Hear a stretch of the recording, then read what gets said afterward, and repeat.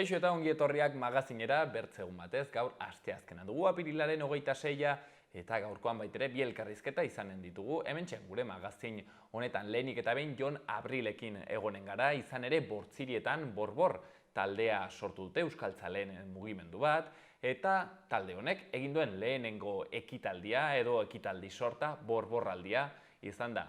Herri bakoitzean, Bortz herri hoietan, ekimen bat antolatu dute apirilean zehar eta maiatzaren 6an itxiko da egitaraua, besta handi batekin, bera, herrian. Jon Abrilek kontatuko digu zein den haien, analisia Bortzirietako euskararen egoeraren inguruan eta zer den zehazki prestatu dutena. Bigarren elkarrizketan berriz, Aritz Gamboarekin egonen gara, bera Hamaika Telebistako Geltokia saioko aurkezlea da, eta, kontatuko digu, zergatik eta zertara datorren egin duten saio berri hau, badakizu, Iruñako geltoki, hortzen, autobus geltoki berriaren ondoan dagoen geltokian, geltoki zarrean antolatu dute, grabatu dute, eta honen ardatza edo gaia, nolabait ere, Nafarroko jasangarritasuna bera da. Aritzek kontatuko digu, ze edukiari dituzten lantzen. Guzti hori baino lehen, hasiko gara, betiko edukiekin. Lehenik eta behin, efemerideak.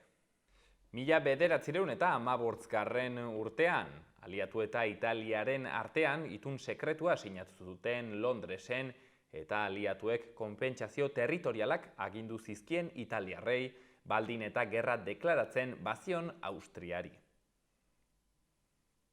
1937an, Kondor Legioa alemaniarrak Espainiako faxisten oniritziarekin Gernika bombardatu zuten merkatu egunean eta 120 herritar inguru hil ziren. 1986an, Txernobil hirian zentral nuklearrak eztanda egin zuen historiako istripu nuklear larriena eraginez. Eta 1989ko apirilaren 26an, Diego Armando Maradona atxilotu zuten drogak zituelako. Gaurko lerroburu nagusiak.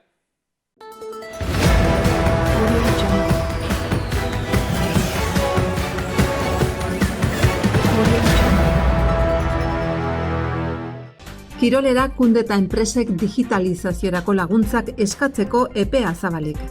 Nafarroak tuterako zainzuri eta urburua eraman ditu Madrilgo 23 jatetxetara.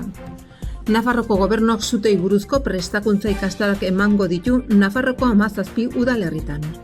Iruñako udalak diru laguntzetarako deia egin du, Iruñari lotutako liburuak eta aldizkariak paperezko euskarrian edo euskarri elektronikoan argitaratzeko.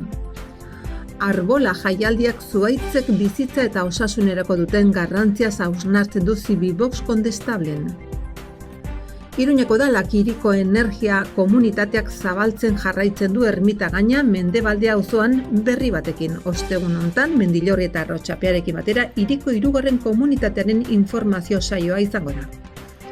Iruritako karrika nagusian dagoen etxea erosi dute Baztango udalak eta Nasubintzak. Baztango Geroa bai udal taldeak hauteskundetarako zerrenda aurkeztu du eta Lander Santa Maria Elizondarra izanen da zerrenda buruan. Lesakako EH Bilduren zerrenda aurkeztu dute. Nafarroaren eguna ospatuko dute igandean Baigorrin.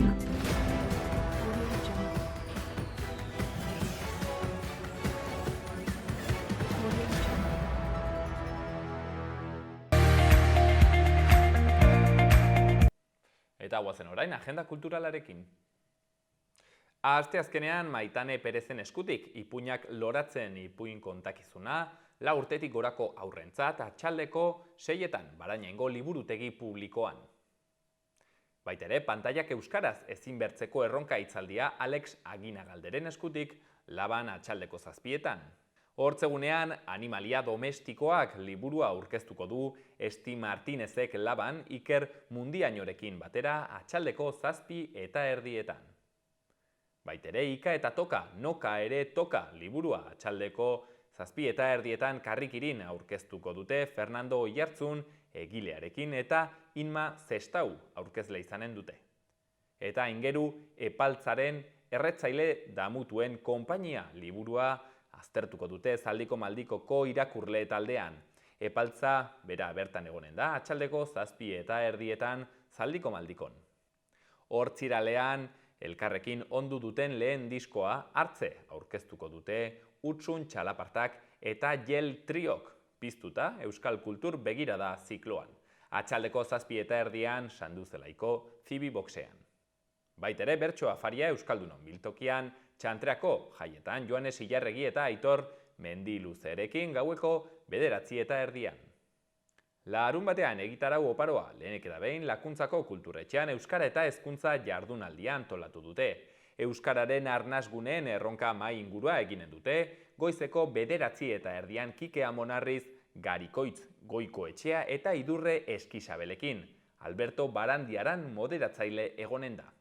Porrotxekin batera Irulegira mendi txangoa antolatu dute sorionekuak, edozein aurreta gurasori zabaldutako irtera izanen da eta izen emateko labur.eus/irulegin egin beharko da.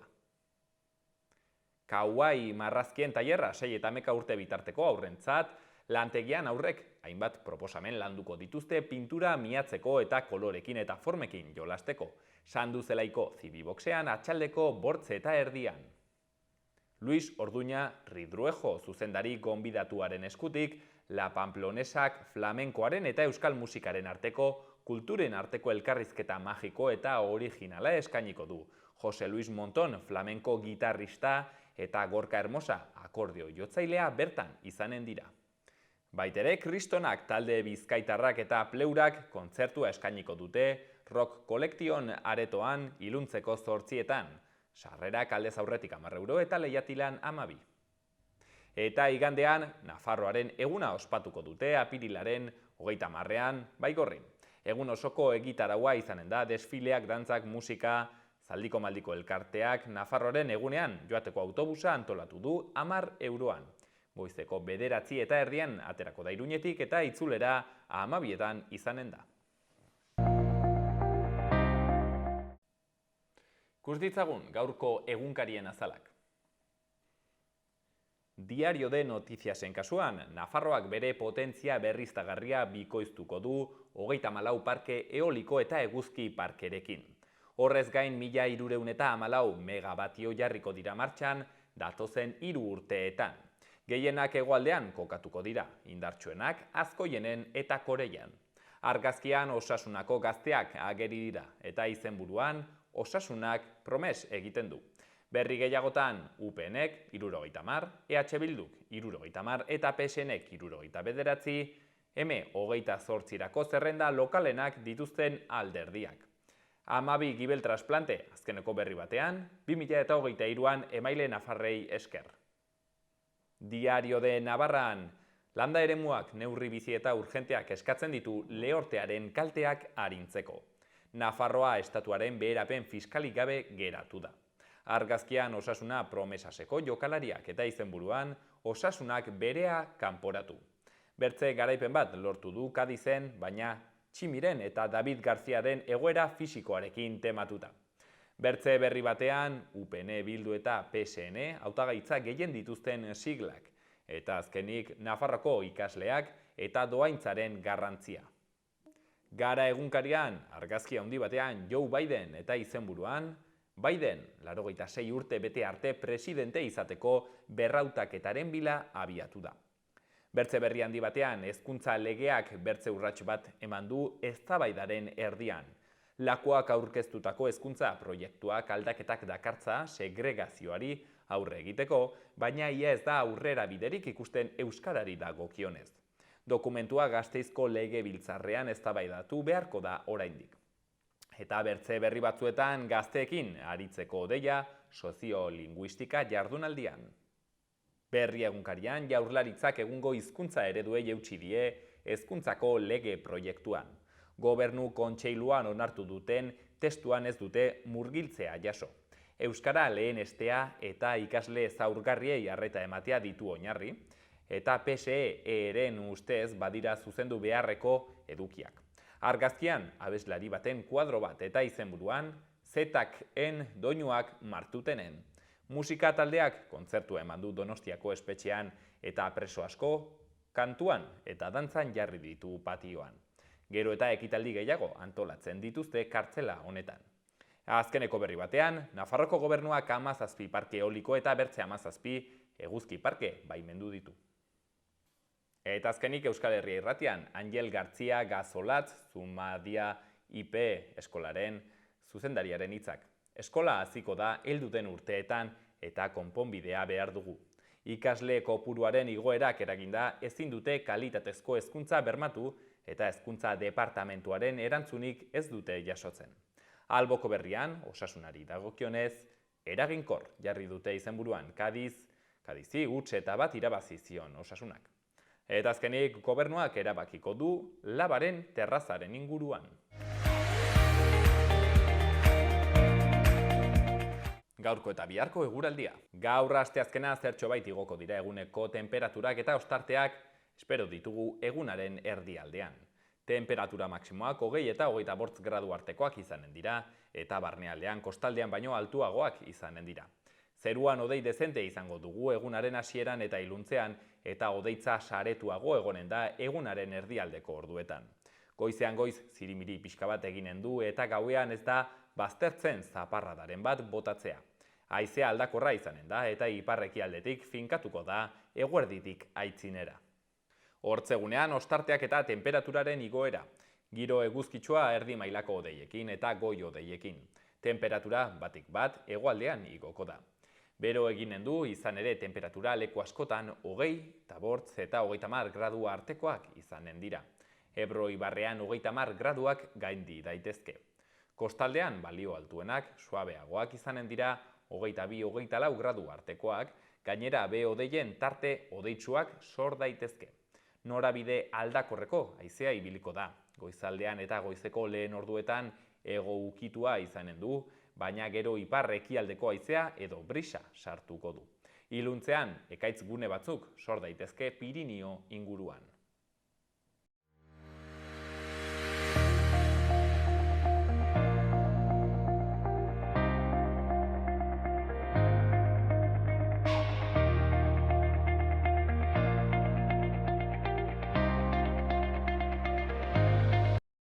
Borborraldia antolatu du Borbor-Bortzirietako euskaltzaleen mugimenduak, herritarrak eta euskararekiko kontzientzia pizteko asmoarekin.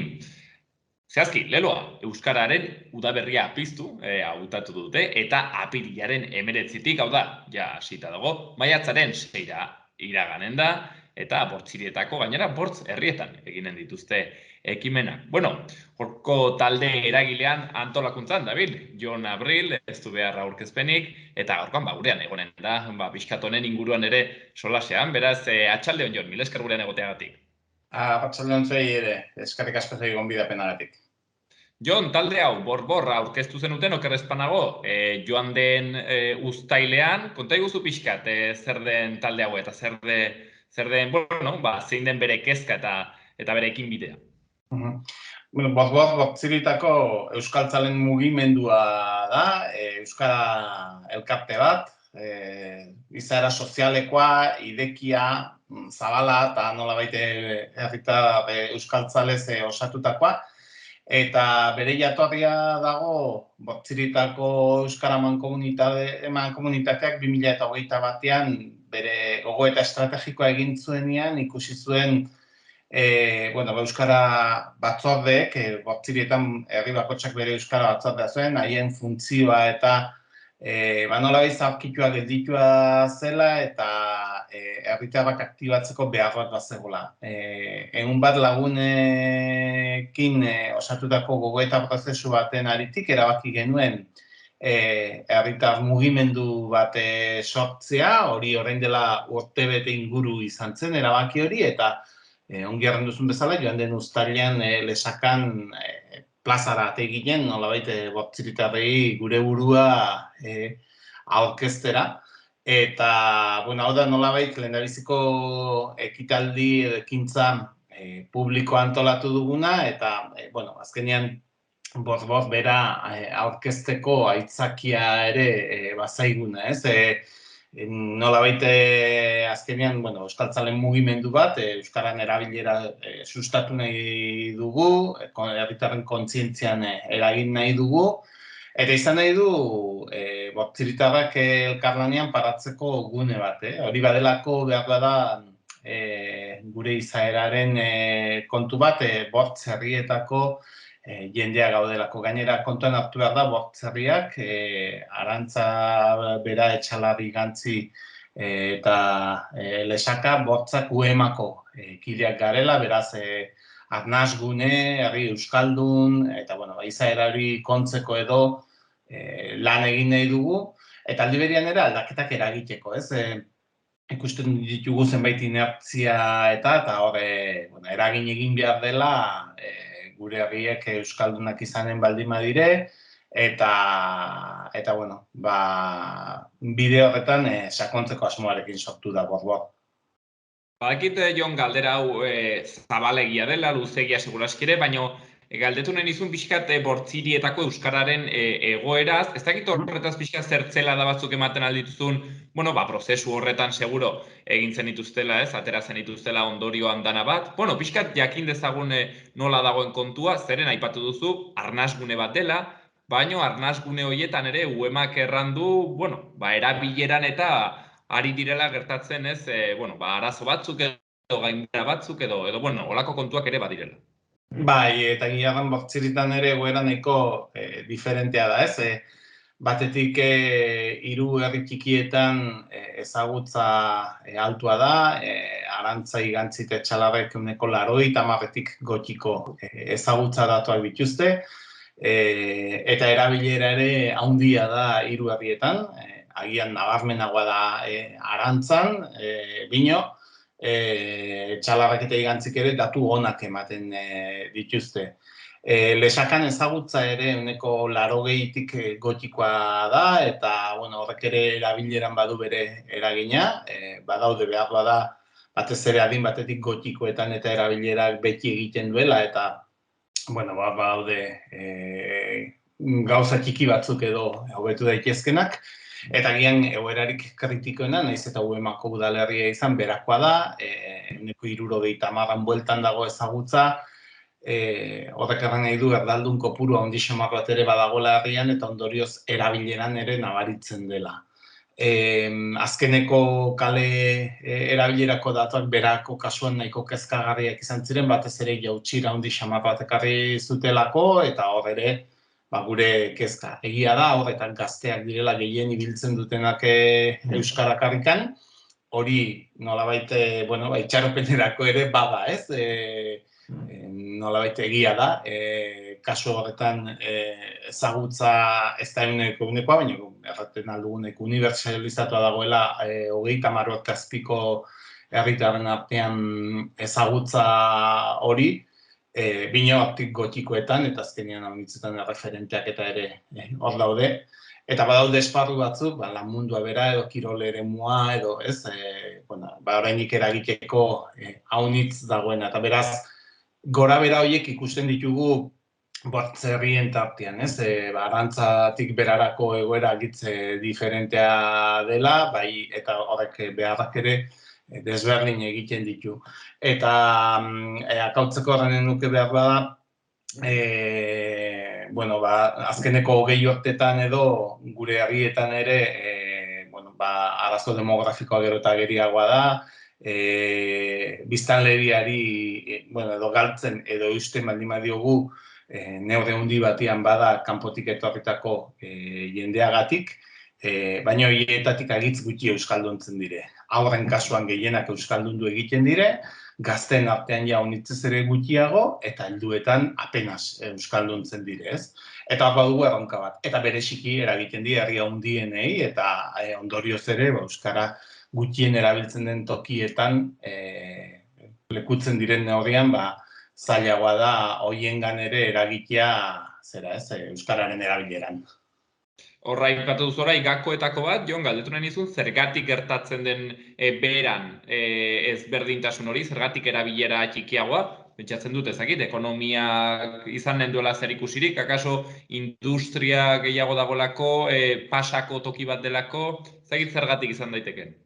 Bueno, historikoki, berak ezagutza bajoa izan du. Eta ari baldin bagara gainerako lau herrietan, 80 edo 90-tik, 80 edo 90-tik gotiko ezagutzak direla, beran 70 da. Horrek nahi du, hirutik batek ez dakila euskaraz. Horrek zuzenean eragiten du, harremanetan, bueno, bi hiru lagun elkartzen probabilitatea altuagoa dela erdaldun bat topatzeko. Gainera, 70-70 hamarkadetan izandako migrazio prozesuak, hau da, Espainiako bertze toki batzuetatik Euskal Herrira etorritako langile gehienak beran, neurri txikiago batean lesakan ere bai, bino bera eta lesaka tartean finkatu ziren eta herritxikietan ez.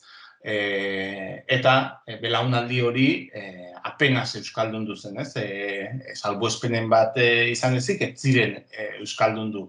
Eta haien seme alabetako unitz ere ez. Beraz, gainera beran euskararen galeraren prozesua gerrantzinetik ere hasia zen.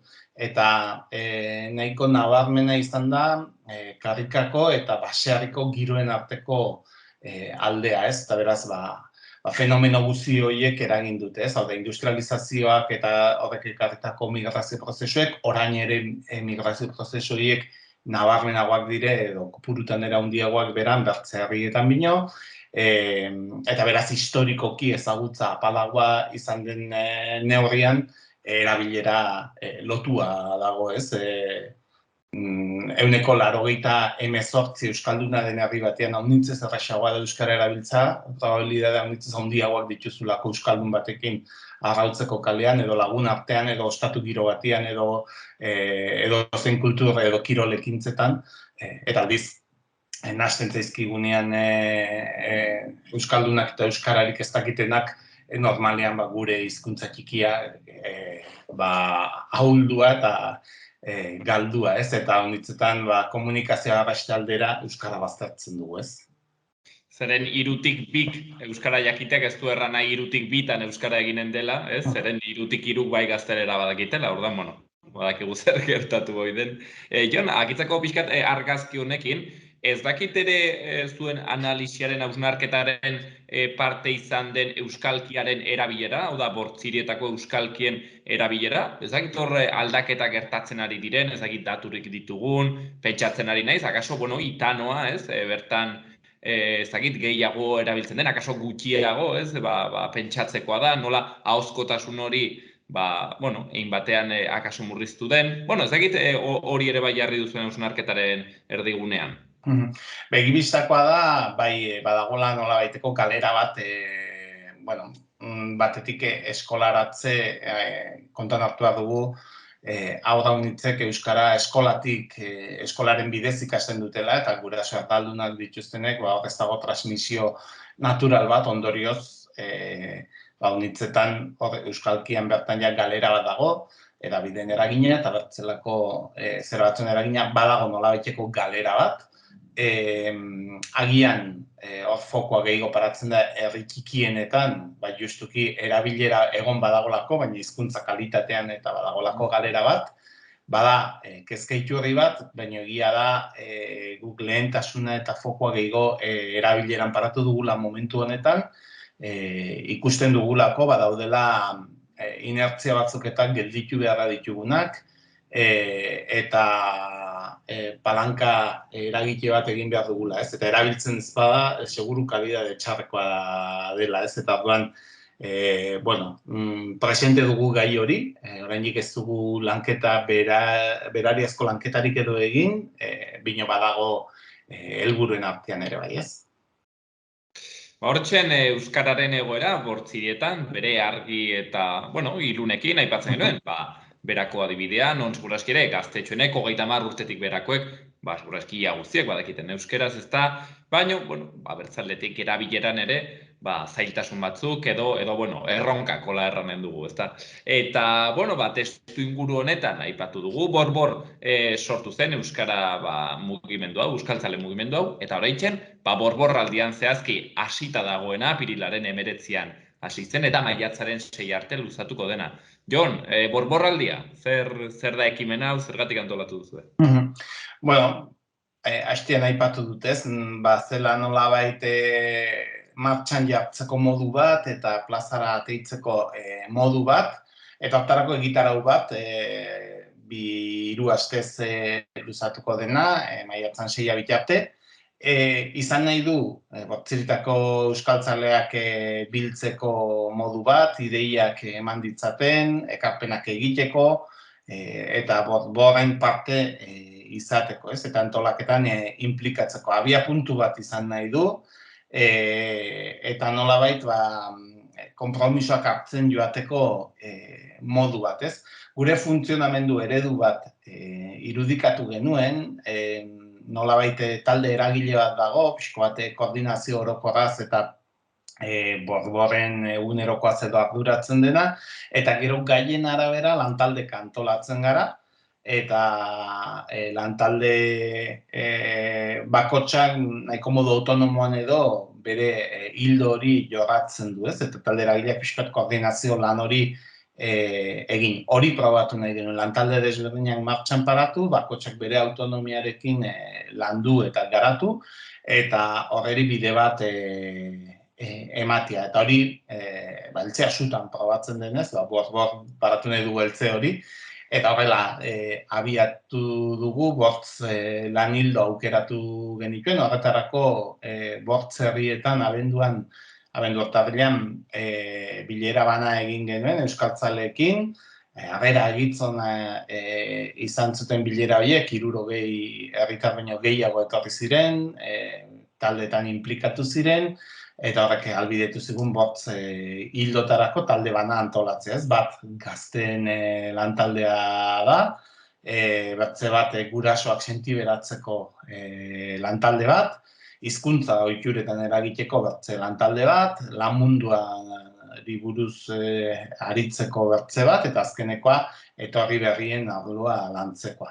Horrek ez du da nahi beti izanen direnik bortze hildoiek, borborraldirako bortzoiek aukeratu ditugu, ondotik erabakiko dugu, bortzoiek izan behar duten, antzinera begira izan behar dutenak, bertzeren bat gehituko zaion, eta hor bai, borborreko kideek, herritarrek erabakiko dute, ze eremutan aritu nahi duten, ez? Eta horren egitura aldetik, hoxe planteatzen genuen, ez? Izan behar zuela, betitik gotiko, hau da, herritarrek edo borborreko kidek zertan aritu nahi duten, horren arabera aktibatzea talde horiek. Eta hori dena probatzeko balioko diguna, eta aldi berean, hausnarketa eta gogoeta eta eragiteko zera bat, ez? Programa bat osatu dugu. Nahiko argi genuen, orokorrean bintzat, ez genuela nolabait euskaraz, demagun sortutako kultur programazio bat, baizik eta gehiago euskara ardatz izango zuen hausnarketa, gogoeta eta lanketa zera bat, ez? Ekimen bat eta batez ere erran bezala, borbor bere funtzionamendua, ez? Eta aldi berean ere nahi dugu nolabait deszentralizatu izatea, da, egitura minimo bat eduki nahi dugu herri guztietan, borborreko kidei eskatu diegulako, hiru konpromiso mailan arabera sailkatzeko bakotxak bere burua, ez? Orduan, erraten dugu talde eragileko kideaen konpromiso maila bat dela, hau da, egunerokoan edo astez-asteko lan horretan jarraituagoa den konpromiso maila bat, lantaldetan dagoen jendeak aldi baterako konpromisoak hartzen ditu, nahi dut proiektu konkretu bat garatzeko, lanketa jakin bat garatzeko, eta hori bukatzen denean berak erabakitzen du berriz ere berritzea, edo ezen modutan zera parte hartu nahi duen, eta gero badugu 3. maila bateko konpromisoa, ditugu hainbat euskaltzalek arren digutena, edo momentu honetan ezin dutela denbora gehiago eskaini, edo modu iraunkor batean ezin dutela, baina bai informazioa jaso nahi dutela, eta bai modu batera lotura bat eduki nahi dutenak, ez? Eta horiek gehienak momentu puntualetan aktibatzen ditugu, eta gerta daiteke bortziritarako zerbait prestatzea, baina herri bakotxean ere behar ditugula gure antenatxoak edo gure taldeak, eta jende hori prest dago nolabait laguntza emateko momentu jakin batzutan, ez? Ara borborren eta borborraldiaren, ez, antolakuntza forma, hori garrantzizkoa baita, herri honetan zerbait ongi egin badugu, behintzat da antolatu eta antolakuntzaren bitartez, gauzak aitzinera eraman, eta hortxen, haiek egin duten, ez da, sailkapen hori, konpromiso mailaren araberakoa. Eta, bueno, horrekin, ekarri dute borborraldia, aipatzen genuen, bortz hildo hoiekin jon, eta hildo bakoitzarentzat eta herri bakoitzarentzat ekimentxo bat prestatu duzu eta eskatuko dizut, bakoitzaz hitz pare bat errateko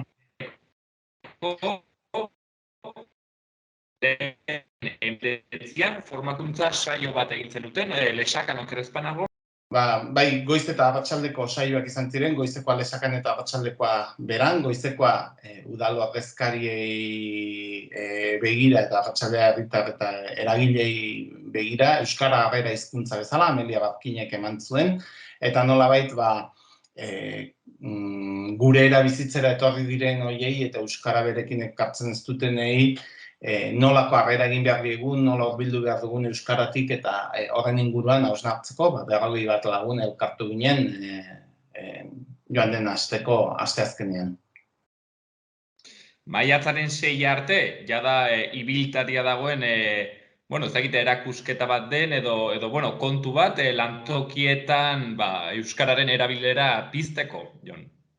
Bai, erakusketa xume bat da, panel batzuk dire, pixko bat, 6 bat eremutan lan arloarekin lotuta zer egin den eta zer egiten alden, eta batez ere euskaltzaleok herritarrok zer egiten aldugun hausnartzeko edo erakusketa ibiltari bat. Lesakan izan da joanen asteburu honetan otziralean Arantzan egonen da, larun batean Igantzin eta igandian etxalaben, eta gero azkeneko asteburuan otzil eta larun batez beran egonen da, eta pixko bat lan munduan euskarak ere izan behar duen tokiaz hausnartzeko erakusketa ibiltari bat prestatu dugu. Aipatzen genuen, bertzegilduetako bat, gurasoen sentiberatasun hori piztea dela, eta horretarako, aizu, Jon, ohitua gaude gazte topaketetara, kasu honetan guraso topaketak. Bai, eta gainera txokolate eta guzti, berenduarekin. Haiek ere maite dute. Ikastetxe guztietan, ikastetxe bakotzeko guraso elkartearekin elkarlanean, eta hori ere polita izan da, gainera irakasleen ere implikazioa eta hartu dugu. Ikastetxe horrelako topaketak egin ditugu, bideo bat berariaz sortu duguna paratzen zaie, hor hausnarketarako gai batzuk planteatzen zaizkie, horren inguruan olako eztabaida edo gogoeta zera bat egiten da, eta giro goxo batean euskararen transmisioa, seme-alabeekin eta hizkuntzarekin dituzten kezketaz eta aritzeko gune seguru eta lasai bat sortzea izan da asmoa, eta horrek bigarren zati bat edo izanen du, helduen astean, UEMaren bidez ere antolatuko dugun bertze sentiberatze tailer batekin. Hori euskaraz eginen dugu batetik, baina gaztelaniaz ere eginen dugu bertze bat, batez ere gurasoen topaketa horiek euskaraz izan dire, eta guraso euskaldunentzat, baina ikusten genuen beharra ere, euskararik ez dakiten gurasoien gana ere ailegatzeko, eta orduan, eurekin ere landu nahi dugu gaia, ez? Hau da, euskaraz jakinda ere zer lan egiten alduten eta zekako erabili behar dituzten euren seme-alabek euskararekiko atxikimendu handio hori lor dezaten, ez? Laugarren ekimena eta laugarren lan hildoa ikutzeko, Igantzin, gazte topaketak. Bai, gazten lan hildoan hemen ikusi zen nolabait lanketak agian bikoitza izan behartzuela, izan behartzuela ongi pasatzeko eta izan behartzuela kontzientzia hori bizteko edo aktibatzeko, ez?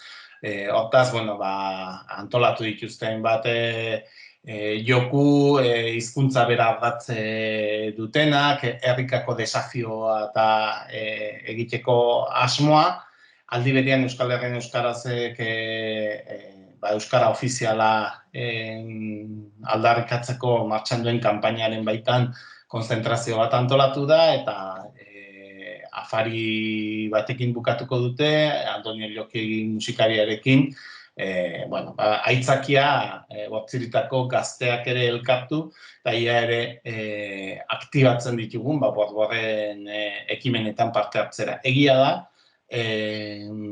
hasieratik ikaragarria izan dela, zenbat jende gazte hurbildu den Borborreko bai gogoeta prozesura, eratzera eta lantaldetara.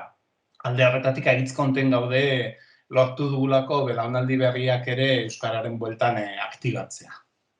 Bi bazuek, ez du gaipatu Jon, larun batean, hausen, igantziko. Bai, helduen larun batean igantzin, hori da. Eta dakitzeko, maiatzaren 6an, beran, egin duzuelako, pentsatzen dut, itxiera egitaldi bat, eta haizu, beste ere egiteko aukera, Jon, zuk ere egin beharko duzu zerbait, hainbertzelanen ondoren. Bai, aldi berean, Euskaltzaleen topaguneak maiatzaren 6irako antolatu du beran Bidasoko Euskara eta Kultura Azoka. Euskal Herri osoko 16 euskara elkarte egonen gara, tartean Borbor, gure proiektuak aurkezten, azoka formatu bat izanen du, beraz postuak izanen dire, baina kasu honetan elikagaiak edo artisaulanak saldu beharrean euskara eta euskal kulturarekin lotutako kontuak izanen dire salgai egonen direnak, ez? Elkarte hauek herriz herri egiten duten lana izautzearekin batera, eta hori bertsolariekin, musikariekin, jan edana ere ez da faltako lakoetan ohikoa izaten den bezala, eta aitzaki horrekin elkartu nahi ditugu Euskal Herritik etorriko diren gehi Bortziritako euskaltzaleak besta giroko ekimen batean, goizeko 11 antzinera izanen da. Antzinetik bertzetxeko lan batzuk egin da, euskaltzalen topaguneak batetik beran eginen du urteko batzarra, eta Borborrek berak ere bere urteko batzarra eginen du ordu berean 10-etatik 11 beraz goizian goiz lan eginen dugu, eta ondotik bestarako tarte hartuko dugu, eta horrekin bukatuko dugu. Eta antzinetik, hizkuntza ohituren lantaldeak ere, aste hauetan instalazio batzuk paratuko ditu Bortziretan barrena, euskaltzaleei gogoeta eragiteko eta hizkuntza ohituren inguruan aldaketa bat eragiteko asmoarekin. Eta, herri bakotxean modu diferente batean irudikatuko da hori, eta pixko bat sorpresa efektu batekin. Hortxen, Bortziretako euskaltzaleen mugimenduak antolatu duen borborraldia, ikusi duzu, egida dau aski oparoarekin, herri bakoitzean ekimen batekin, lan hildo bakoitzarekin, eta, hori, gainera begirada jarrita, euskararen inguruko ere bai kezka eta formakuntza sustatzean, eta ez soilik ekimenak euskaraz egitean, baizik eta hor badago, ez? Nola baitere edukiak lantzeko helburu bat. Hortxen, borborraldia, Bortziretan antolatu dutena, apirilean 19 hasi zen, eta maiatzaren 6an, antxen akituko da, beran, hemendik ere, gonbitea horretan parte hartzeko bortziriarrei eta bortziriarrak ez direnei ere bai, harat joateko eta ezagutzeko, baitere, ekimen aski interesgarri hau. Gaurkoan hemen utziko dugu, Jon Abril gurean, hortxen, Borborren batalde eragilean buru berri dabilena. Eskerrik asko, Jon, gaurkoan ere gurean egoteagatik. Mil esker zuei, nahi duzuen arte.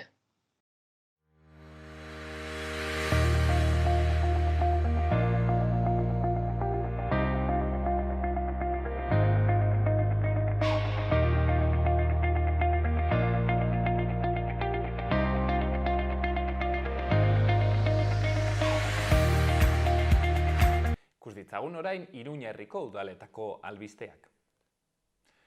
Eguesibarren apirilaren 28an hortziral honetan, 7etan Eguesibarko kirolaren gala eginen da Eguesibarko udalean. Urtero bezala, Eguesibarko udalak bere urteko zeremonia ospatzen du aurreko urtean nabarmendu diren kirolari eta klubak saritzeko. Aurten bai izendapen, bai bozkaketa parte hartzaileen ondoren hauek dira sarituak. Eguesibarko emakumezko kirolaririk onena Sandra López Luengo. Eta Eguesibarko gizonezko kirolaririk onena Lu Wei Xia. Iruñak datorren urteko ekainean antolatuko du jaien eta makroekitaldi urbanoen nazioarteko lehenengo kongresua. Harrera egiten dieten hiriek dituzten erronkak eta iraunkortasunaren arloan egin beharreko jardunbide egokiak aztertu nahi dira. Horrez gain, arbola jaialdiak, zuhaitzak bizitza eta osasunerako duten garrantziaz hausnartzea du Civibox Kondestablen izanen den jardunaldiaren helburua. Diziplinarteko jaialdi honetan erakusketak, proiekzioak, topaketak, hitzaldiak eta dantza izanen dira asteartetik igande honetara. Eta azkeneko berrian, Iruñak bere 3 ibaietako ibai ingurunei batasuna eman nahi die hiriaren ibilbidearen barruan, datozen urteetako plangintza eredu berri batekin. Helburua da Arga, Sadar eta Elortz ibaien inguruak egokitzea eta mantentzea eta egungo gabeziak zuzentzea.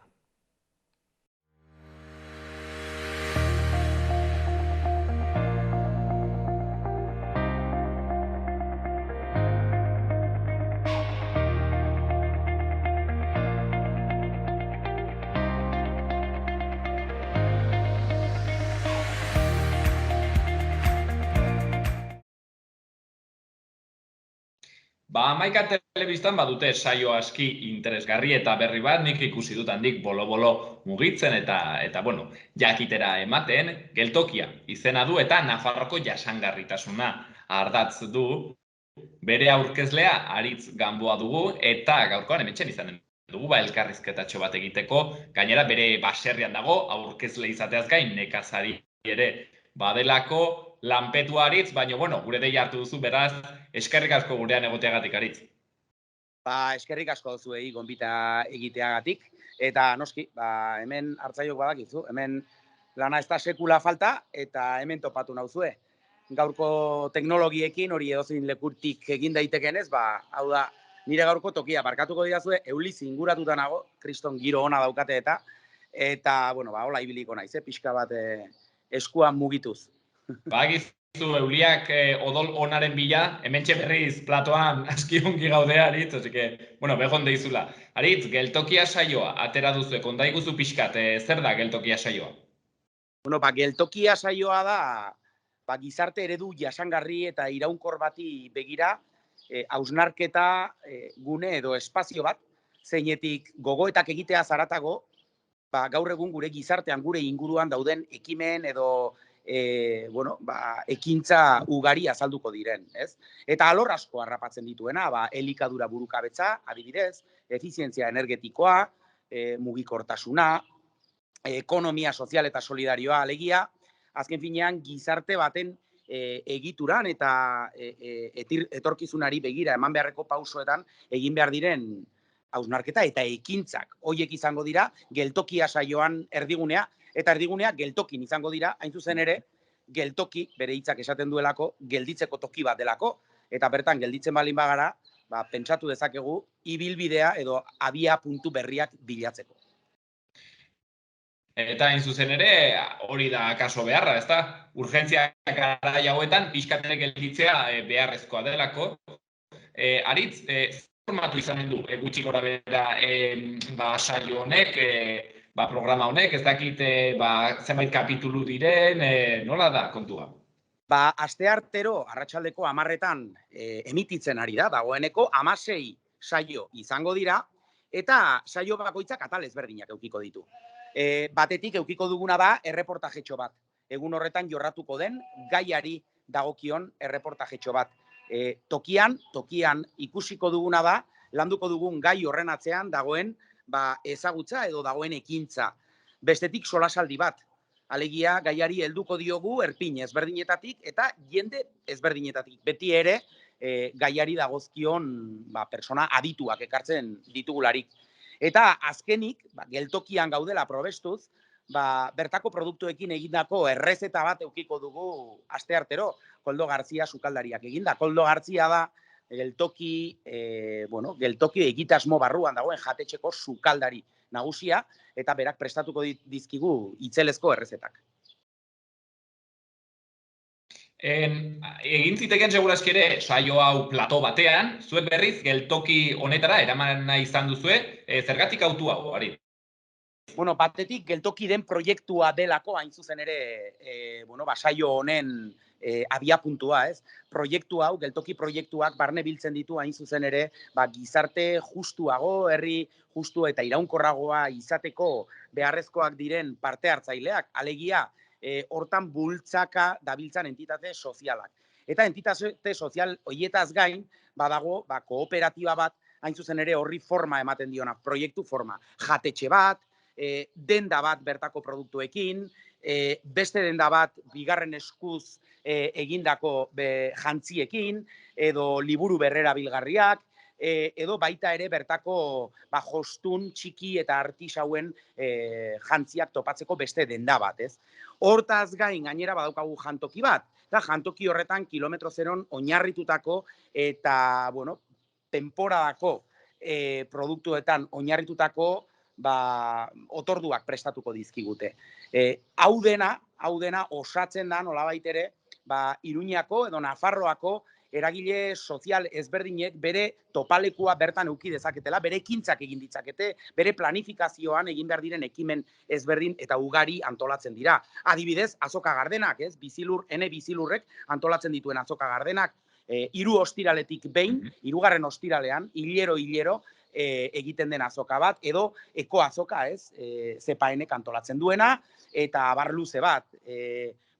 Azkenean geltokia izan da landa eremua eta hiria saretzeko eta elkarlotzeko ezinbesteko elemento bat. Iruñako geltoki zaharrak ordezkatzen du hori simbolikoki, eta orain simbolikoki horri heltzen zaio gizarteari geltoki bat emateko. Landa eremua, gure natur ondarea gordetzen duen landa eremua eta noski hiriaren arteko lotura razional eta gizarte orekatu bat antolatzeko orduan. Ez dakit nola iritsi zareten aritz, pixket ondorio honetara, apustu horretara, hau da, geltokik badakigu jasangarritasunaren inguruan lan egiten duela, baino nola izan da, Hamaika telebistak ere bai, honen inguruan apustu txiki bat egitea, pentsatu zaritz, seguraski publikoa jasangarritasunaren inguruan eta kezka duena, akaso ez dela haundiegia, edo bai, ez dakit nola izanen den kontu hori, baina, iduritzen zait hor, gaia landu nahi izan dela, nola erra, ondorio edo redito komertzial batetik aratago, ez da? Bai, noski, esan beharra dagona da, ez bakarrik Euskal Herrian, baizik eta mundu osoan, emergentzia batzuk badaude insosteniblea den sistema batean egituratuta gauzkatelako, ez da? Eta horri urgentziaz erantzun egin behar zaio.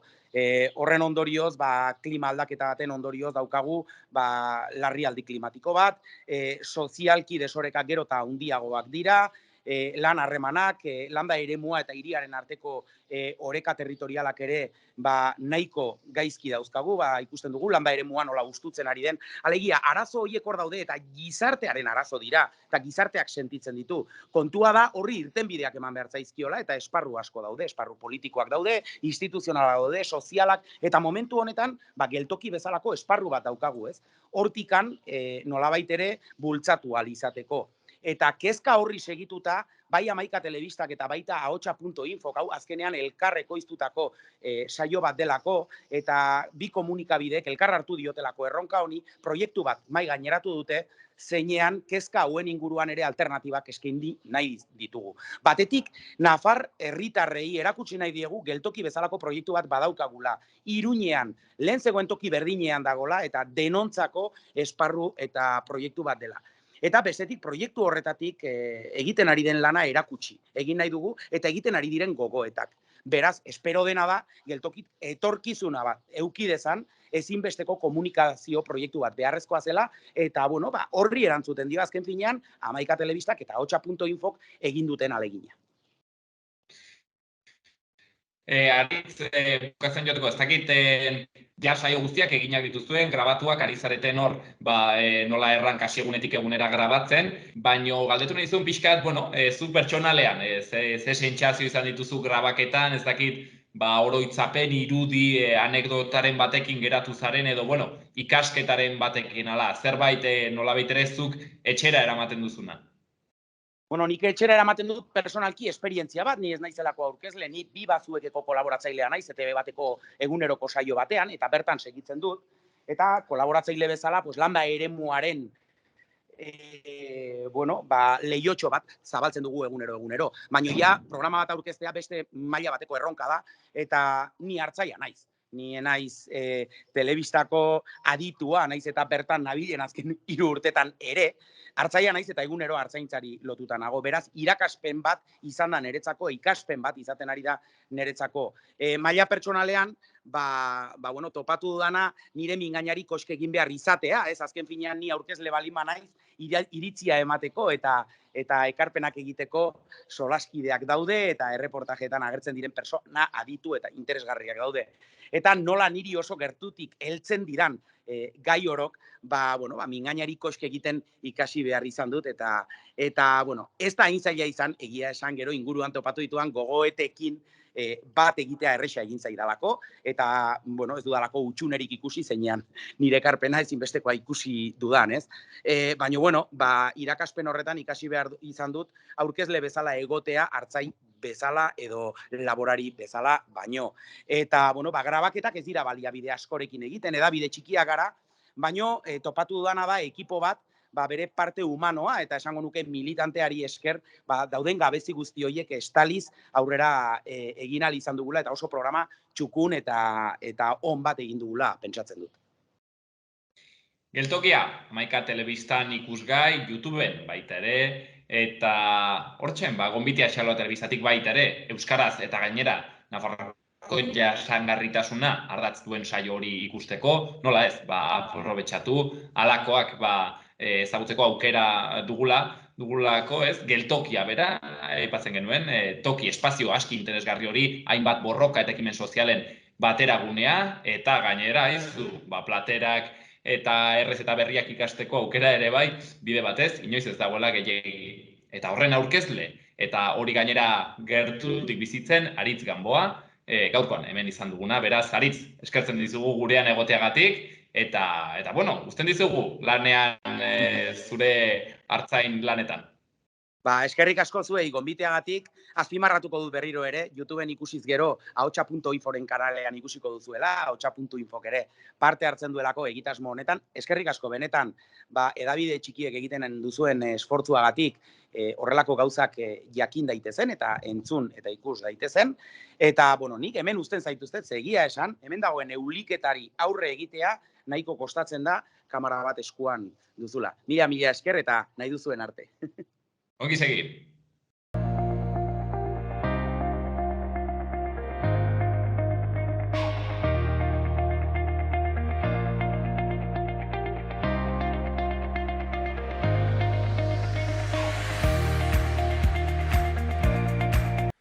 Bi elkarrizketa horiekin eta emandako edukiekin amaituko dugu gaurkoz hemen magazinean, bihar ere hortzegunean hemen izanen gaituzue.